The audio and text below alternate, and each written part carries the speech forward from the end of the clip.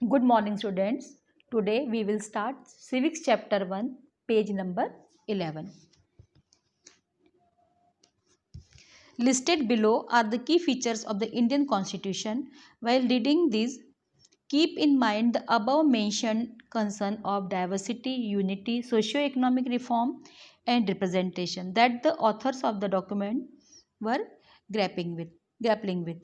Try and understand the ways in which they tried to balance these concerns with their commitments to transforming independent India into a strong democratic society. आज हम Indian constitution के कुछ features के बारे में पढ़ेंगे। इस document को लिखने वाले यूनिटी, डाइवर्सिटी, सामाजिक और आर्थिक रिफॉर्म्स और रिप्रेजेंटेशन से जुड़ी हुई कुछ परेशानियों को सॉल्व करने की कोशिश कर रहे थे। आज हमें समझेंगे कि किस तरह इन सभी लोगों ने इंडिया को एक स्ट्रॉन्ग डेमोक्रेटिक सोसाइटी बनाने का काम किया। First, federalism. This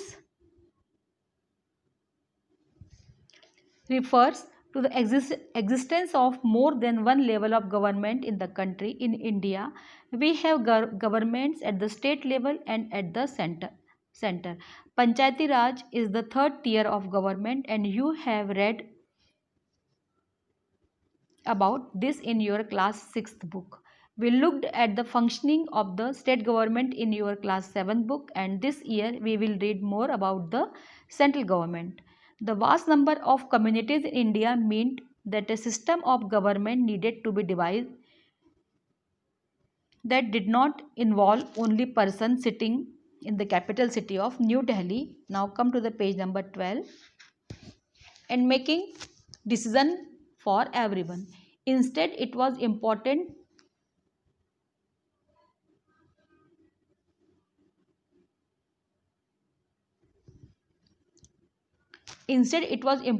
to have another level of government in the states so that decisions could be made for that particular area.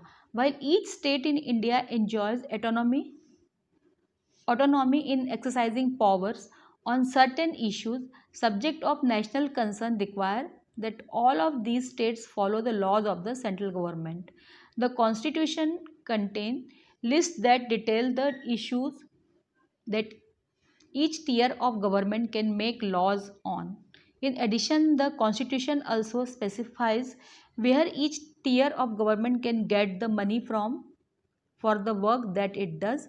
Under federalism, the states are not merely agents of the federal government but draw their authority from the constitution as well. All persons in India are governed by laws and policies made by each of these levels of government. Federalism, इस term का meaning है कि India में एक से ज़्यादा level की governments हैं, जैसे कि central government, state government and Panchayati Raj. Class 6 में आपने पंचायती राज के बारे में पढ़ा, क्लास 7 में स्टेट गवर्नमेंट के बारे में पढ़ा और अब क्लास 8 में हम सेंट्रल गवर्नमेंट के बारे में पढ़ेंगे। इंडिया में ढेर सारी कम्युनिटीज़ रहती हैं, सभी का अलग अलग धर्म, भाषाएं, रीति रिवाज और कल्चर है। इस कारण एक सेंट्रल गवर्नमेंट सभी का एक साथ ध्यान नहीं रख सकती। इसी कारण स्टेट गवर्नमेंट की व्यवस्था की गई। सभी इंडियन स्टेट्स को अपने कुछ डिसीजंस लेने का अधिकार है, लेकिन इन स्टेट गवर्नमेंट्स को सेंट्रल गवर्नमेंट के रूल्स को भी मानना पड़ता है। साथ ही स्टेट के खर्चे पूरे करने के लिए मनी का इंतज़ाम कैसे करेंगे, यह भी स्टेट गवर्नमेंट की जिम्मेदारी होती है। सभी इंडियन सिटीजन्स इन सभी लेवल की गवर्नमेंट के रूल्स एंड पॉलिसी को फॉलो करते हैं। Parliamentary form of government, the different tiers of government that you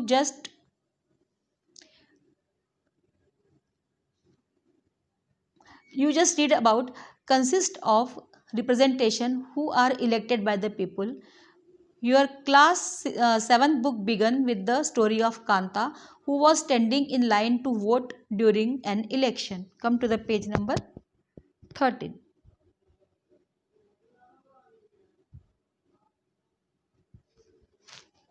The Constitution of India guarantees universal adult suffrage for all citizens. When they were making the constitution, the members of the Constituent Assembly felt that the freedom struggle had prepared the masses for universal adult suffrage and that this would help encourage a democratic mindset and break the clutches of traditional caste, class, and gender here hierarchies. This means that the people of India have a direct role in electing their representatives. Also, every citizen of country, irrespective of his her social background, can also contest in elections. These representatives are accountable to the people. You will read more about why representation is crucial to democratic functioning in Unit 2 of this book.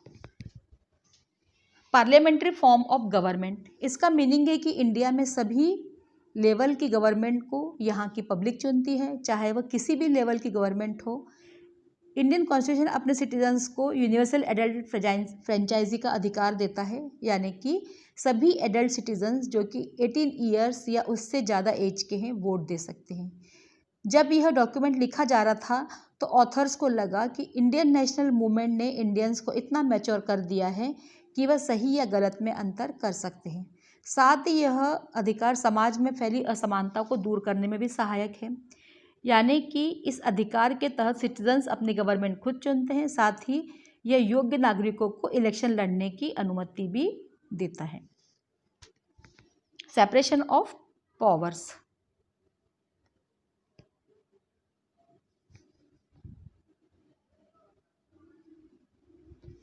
according to the constitution, there are three organs of government. These are the legislature, the executive, and the judiciary. The legislature refers to our elected representatives. The executive is a smaller group of people who are responsible for implementing laws and running the government. The judiciary, of which you will read more in Unit 3 of this book, refers to the system of courts in this country. In order to prevent the misuse of power by any one branch of government, the Constitution says that each of these organs should exercise different powers. Through this, each organ acts as a check on the other organs of government, and this ensures the balance of power between all three. Indian constitution के अनुसार government के 3 organs हैं, legislature, executive और judiciary. Legislature से मतलब है elected representative, यानी वो सभी लोग जो चुनाव जीतते हैं। एग्जीक्यूटिव यानी कि ऐसे लोग जो कानून यानी कि लॉज को लागू करते हैं और गवर्नमेंट चलाते हैं। जुडिशियरी यानी देश में कोर्ट सिस्टम। कॉन्स्टिट्यूशन में पावर के मिसयूज को रोकने के लिए यह प्रोविज़न किया गया है। सेपरेशन ऑफ पावर के द्वारा तीनों ऑर्गन्स का एक दूसरे पर कंट्रोल रहता है और इस तरह तीनों ऑर्गन्स के बीच पावर का बैलेंस भी बना रहता है। Now come to the page number 14।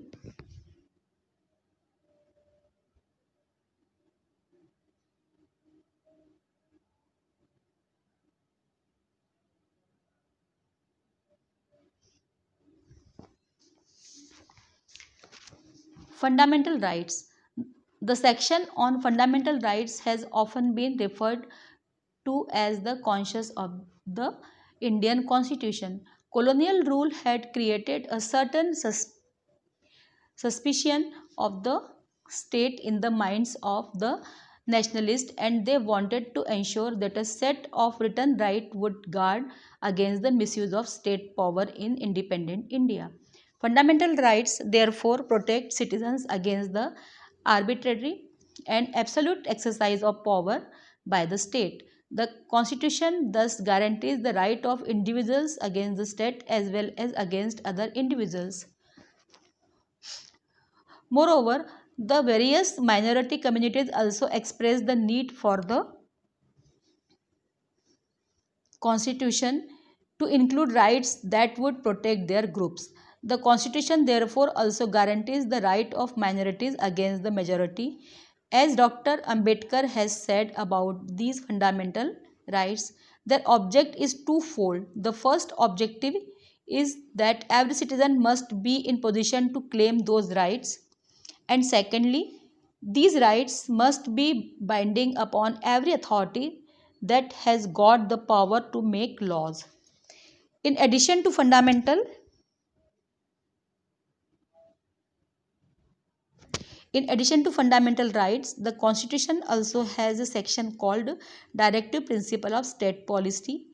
This section was designed by the members of the Constituent Assembly to ensure greater social and economic reforms and to serve as a guide to the independent Indian state to institute laws and policies that help reduce the poverty of the masses. Fundamental rights Indian constitution का मुख्य की feature है। Nationalist चाहते थे कि independent India में power के misuse को रोकने के लिए कुछ रिटर्न राइट्स होने चाहिए। फंडामेंटल राइट्स सिटीजन को पावर के गलत इस्तेमाल से बचाते हैं। इंडियन कॉन्स्टिट्यूशन सिटीजन्स के राइट्स की रक्षा करता है। माइनॉरिटी कम्युनिटीज़ चाहती थी कि कॉन्स्टिट्यूशन में ऐसे राइट्स भी होने चाहिए जो उनकी रक्षा कर सके। इन राइट्स के दो उद्देश्य हैं। फर्स्ट कि यह प्रत्येक सिटीजन के लिए है और दूसरा यह अधिकार अथॉरिटी को भी बाइंड करता है जो लॉज बनाते हैं। इसके अलावा कॉन्स्टिट्यूशन की एक और सेक्शन है जिसे directive principle of state policy कहते हैं। यह सेक्शन इसलिए जोड़ा गया है ताकि सोशल और इकोनॉमिक रिफॉर्म्स लाए जाएं और इंडिपेंडेंट इंडियन स्टेट जनता की गरीबी दूर करने वाले लॉज बनाए। Now come to the page number 15.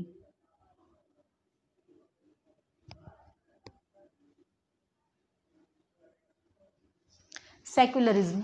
A secular state is one in which the state does not officially promote any one religion as the state religion. We will read more about this in the following chapter.